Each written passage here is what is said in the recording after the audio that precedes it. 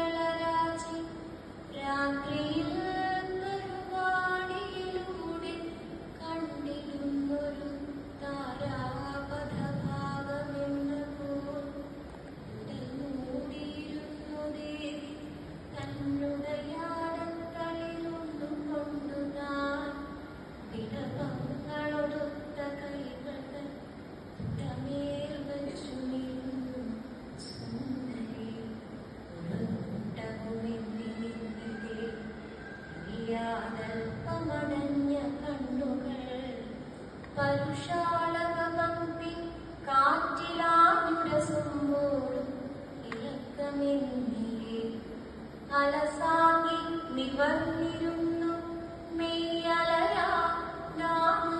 മെയ്യലയാമെങ്കിലും അയവാർന്നിടയിൽ ശ്വസിച്ചു ആ നിയമം വിട്ടൊരു തെന്നൽ മാതിരി നിലയെന്നിയേ ദേവിയാൾ കകത്തലകല്ലുന്നൊരു ചിന്തയാം കടൽ പല ഭാവമണച്ചു നിർമ്മലമാം ചാരുകവിൽ തടങ്ങളിൽ ഉഴലും മനതാരടം